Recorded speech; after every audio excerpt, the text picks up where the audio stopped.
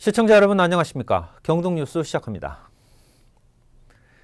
양평공사 범군민대책위원회가 온택트 토론회를 열고 조직 변경 최종안 마련을 위한 의사결정에 들어갔습니다. 민간 위탁 그리고 직영을 두고 의견이 엇갈리고 있지만 공공성을 담보하기 위한 대책 마련에는 합의가 모아졌습니다. 앵커 리포트입니다. 양평공사 조직 개편에 대해 민간의 의견을 수렴하고 있는 범군민대책위원회가 최종안 마련을 위한 토론회를 열었습니다. 친환경 농산물 유통 분야를 군 직영으로 운영할 것인지 민간 위탁으로 전환할 것인지에 대한 장단점이 논의됐습니다. 민간 위탁의 경우 조직 운영이 정치적 이해관계나 특정인의 결정에 휘둘리는 것을 막고 공동의 의사결정 구조를 만들 수 있다는 의견이 높았습니다. 완주 같은 경우가 행정하고 농협 같은 생산자 조직, 일반 농민들, 군민들이 이제 공동 출자를 해서 민간 위탁이긴 하지만 지역 안에서 다양한 활동들을 함께 해나갈 수 있는 조직들의 공공급식을 위탁하는 사례들도 있습니다. 군 직영 운영안의 경우 조직 변경에 따른 충격을 최소화하고 외부 전문가 채용과 지속적인 행정관리 지원이 이어져야 한다는 의견입니다. 세금이 들어가는 공공의 영역에서의 먹거리를 좋은 먹거리로 국민들에게 건강과 지역의 지속가능한 농업으로서의 길을 만들어가는 데 있어서는 그 공공적 체계를 만드는 게 중요합니다. 한편 앞서 진행된 설문조사에서는 기존 양평공사 운영에 부정적인 답변이 70%를 넘었고 계약의 투명성에도 90% 이상이 부정적 답변을 한 것으로 나타났습니다. 양평공사 친환경 농산물 유통 분야에 대한 조직 변경 최종안은 주민투표에 따라 결정됩니다. 이후 양평군은 해당 안을 오는 12월 양평군 의회 임시회에 상정할 예정입니다. 딜라이브 서울 경기 케이블 TV 신승훈입니다. 양평공사 범군민대책위원회가 지난 13일과 14일 양일간 실시한 온라인 투표 결과를 발표했습니다. 자세한 내용을 범군민대책위원회 여현정 상임대표에게 들어보도록 하겠습니다. 네, 안녕하십니까? 네, 안녕하세요. 네, 먼저 이 투표 결과에 앞서서 지난주에 실시된 이 설문조사 결과부터 알려주시죠. 예. 저희가 유통사업 운영체 결정을 위한 최종 투표를 하기에 앞서서 지난 5일부터 11일까지 일주일간 그동안의 양평공사 운영을 통해 유통사업에서 드러난 문제점들을 좀 묻고요. 또 개선과제와 대안에 대해서 국민참여단과 일반 국민들이 의견을 제시할 수 있도록 설문조사를 진행했습니다. 몇 가지만 말씀드리면 그동안 양평공사 유통사업이 공익적 기능을 제대로 수행했는가라는 질문에 대해서는 70%가 넘는 분들이 부정적인 견해를 답해 주셨고요. 또 친환경 농산물 유통사업의 가장 시급한 과제로는 유통의 전문성 확보와 관리 감독 기능이 강화돼야 한다라는 의견이 많았습니다. 그리고 양평공사 유통사업 운영 주체에 관련해서 어떤 대안을 선호하느냐라는 질문을 했었는데요. 약 6대4 정도의 비율로 공익형 민간 위탁안이 직영을 하자라는 의견보다 좀 많이 높게 나왔습니다. 그 이유는 유통 전문성을 기대할 수 있다라는 답변이 약 80% 정도로 대부분을 차지했습니다. 그리고 또한 민간 위탁 운영 방식을 결정할 때 공공성 담보라는 원칙이 지켜질 수 있는 전제장치가 필요하다라는 의견이 많았습니다. 네, 같은 내용이 될 수 있을 것 같습니다만 어쨌든 지난 양일간 이 투표가 실시가 됐어요. 일단은 그 결과가 가장 궁금한데요. 예. 13, 14일 최종 투표를 진행했습니다. 그리고 그에 앞서서 12일에는 국민참여단의 온택트 최종 토론회도 진행했고요. 약 70명에 가까운 국민참여단이 줌회의 방식으로 토론회에 참여했습니다. 이 토론회 이후에 실시된 13, 14일 이틀간 양평공사 유통사업 조직변경 사회적 합의안 결정을 위한 국민참여단 최종 투표 결과를 좀 말씀드리겠습니다. 국민참여단 137명이 최종 투표에 참여하셨고요. 그중에 공익형 민간 위탁안을 선택하신 분이 97명으로 70.8%에 달했습니다. 그리고 나머지 의견인 양평군 직영안을 선택하신 비율은 29.2%에 그쳤습니다. 온택트 토론회를 거친 후에 좀 중간 설문조사에 비해서 공익형 민간 위탁안을 선택한 비중이 약 10% 정도 높게 나타난 것으로 좀 알 수 있을 것 같고요.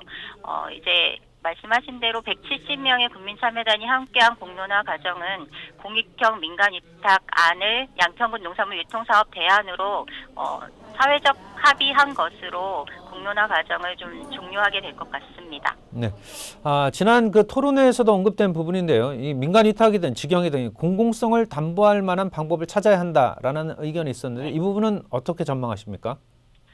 네, 저희는 이 유통사업이라는 것을 양평군의 근간이 되는 사업이다. 친환경을 가장 중요하게 생각해왔던 양평군에서 좀 근간이 될 수 있는 사업이다라고 볼 수 있고요. 그래서 단순히 농산물을 사고 파는 것이 아니라 지역의 공적 먹거리 조달 시스템을 확립하고 지역 먹거리 선순환 체계를 안정적으로 구축함으로써 생산에서 소비에 이르기까지의 모든 이해관계자들인 생산자, 소비자, 양평군민 모두에게 혜택이 가야 된다라는 것이 많은 분들이 우려하시기도 했고요. 중요하게 생각하는 원칙이었습니다. 그래서 첫 번째로 공공성을 담보할 수 있는 방안으로 저희는 민관 거버넌스를 통한 운영위원회를 구성하고 투명하게 운영하면서 관리감독 시스템을 만들어내는 것을 들었습니다. 유통구조를 개선하고 안전하고 우수한 농산물을 조달 공급하는 사항이나 농산물 계약 재배에 관한 사항, 그다음에 일반 농산물, 친환경 농산물, 수매 공급 가격에 대한 사항 이런 것들을 민간 거버넌스를 통한 운영위원회에서 심의하고 결정할 수 있는 시스템을 구축해내는 것이 가장 중요한 공공성 담보 방안일 것 같고요. 또 한 가지는 공익성을 담보할 수 있는 농업의 공익성을 담보할 수 있는 여러 정책들이 마련되어야 한다고 생각합니다. 예를 들면 공익형 직불제에 대한 명확한 규정과 확대라든지 농업환경보전 프로그램 그리고 매년 양평군에 130억 원 이상씩 주민지원 정책으로 좀 들어오고 있는 한강수계기금을 원칙적이고 일관성 있게 친환경 농업을 확대하는 방안으로 사용해야 된다 이런 생각이 들고요. 이를 통해서 주민의 자발적인 참여를 이끌어낼 수 있는 실질적 방안을 군과 민이 함께 강구해낼 필요가 있다라고 생각합니다. 네. 범국민대책위원회가 제시한 이 투표 결과를 앞으로 양평군이 어떻게 받아들일지 또 실제 조직 변경에 적용할지 그리고 양평군이 추진 중인 푸드 플랜과는 어떻게 접목시킬지도 지켜봐야 되겠습니다. 오늘 말씀 여기까지 듣겠습니다. 고맙습니다. 네, 고맙습니다. 남양주 진접선 개통과 관련해 주민설명회가 열렸습니다. 여러 차례 진접선 개통이 연기가 되면서 지역 주민들은 크게 반발하고 있습니다. 양재정 기자의 보도입니다. 지하철 4호선 연장선인 진접선 개통 지연에 따른 주민설명회가 열렸습니다. 당초 내년 5월 개통해서 또다시 12월로 연기되면서 지역 주민들은 불만을 쏟아냈습니다. 저는 이 자리에서 분명히 말씀드립니다. 유치시설 처리해 주시고요. 내년 5월 정상적인 개통해 주시기 바랍니다. 그 창동 지하에다가 그 필수 운영시설을 지을 수 있는 방법은 없나요? 왜 굳이 별내에다가 지금 이 시점에서 꼭 추가 공사를 시작을 해가지고 그 개통 지연을 시켜야 되는 건지. 서울시는 4호선 운영 필수 시설인 유치선 이전 등의 문제로 진접선 개통이 지연된 데 대해 지역 주민들에게 사과했습니다. 기존에 좀 남양주시하고 좀 협의가 안 된 부분은 좀 서울시 입장에서 잘못한 부분이고 그 부분에서는 그 철도계 팀장으로서 그 남양주 시민에게 사과하겠습니다. 지역 주민들은 진접선 개통 지연에 대해 남양주시도 책임이 있다며 불만을 제기했습니다. 이에 대해 남양주시는 뒤늦게 서울시의 요구를 알았다며 앞으로 진접선 개통을 위해 최선을 다하겠다고 밝혔습니다. 우리 시에 의견 조회가 왔어요. 저희는 바로 말씀하신 대로 동의할 수 없어서 부동의 됐습니다. 도심 부적격 시설 아무리 지하에 있지만 받아들이기에는 자존심도 있고 못 받아들이겠다 이렇게 됐었는데 국토교통부는 답보 상태였던 진접선의 원활한 개통을 위해 남양주시와 서울시, 국가철도공단 등 관계기관 간의 합의를 이끌어냈습니다. 남양주시는 불암산 하부에 창동 차량기지 운영 필수 시설을 이전하는 조건으로 중재안을 받아들였습니다. 하지만 진접선 개통이 또다시 연기되면서 지역 주민들의 불만은 고조되고 있습니다.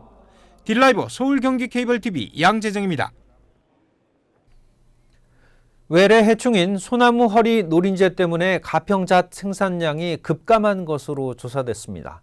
소나무 허리 노린재는 번식 속도가 빠르고 뚜렷한 방제 방법도 없는 것으로 알려지고 있습니다. 보도에 김정필 기자입니다. 가평잣 생산량은 전국 생산량을 좌우할 정도로 큰 비중을 차지합니다. 실제 2015년 가평잣은 전국 생산량 2,641톤의 60%를 차지했습니다. 하지만 2016년 생산 비중이 줄었고 해거리를 감안하더라도 전국 생산량에서 가평잣이 차지하는 비중은 크게 줄었습니다. 이 때문에 가평군은 경기도 산림환경연구소에 생산량 감소의 원인 규명을 요청했습니다.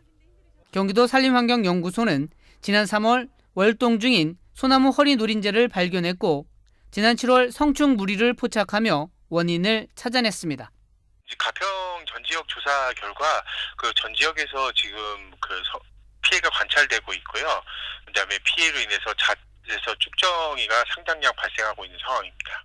소나무 허리 누린재는 북미 원산의 허리 누린재과로 침엽수인 소나무와 전나무 등 방울 열매에 피해를 주는 해충으로 분류됩니다. 특히 잣 구과에 붙어 주둥이로 수액을 빨아 열매 속이 텅 비어있는 쭉정이를 만듭니다. 소나무 허리 누린재는 2010년 경남 창원에서 처음으로 확인됐고 뚜렷한 방제 방법도 없는 것으로 알려졌습니다. 급작스럽게 발견이 되고 조사가 된 내용이기 때문에요. 금년도에 일단은 그 약재 등록 시험은 완료했고 금년도에 약재 등록은 완료가 될 예정입니다. 가평군과 경기도 산림환경연구소는 소나무 허리 누린재의 생태 특성과 방제 방법 개발을 위한 학술 토론회를 개최할 계획입니다. 또 소나무 허리 누린재를 막을 방제 약재가 선정되면 이를 항공 방제용 농약으로 긴급히 등록할 예정입니다. 딜라이브 서울 경기 케이블 TV 김정필입니다. 이어서 간추린 지역 소식입니다. 가평 소방서는 지난 14일 가평에서 최초로 설악면 노인 요양시설 대피시설에 설치된 승강식 피난기의 구조적 안전성을 점검했다고 밝혔습니다. 남양주시는 지난 13일 호평 평내 행정복지센터에 종량제 봉투 교환 장소를 마련하고 본격적으로 아이스팩 수거 사업을 시작한다고 밝혔습니다.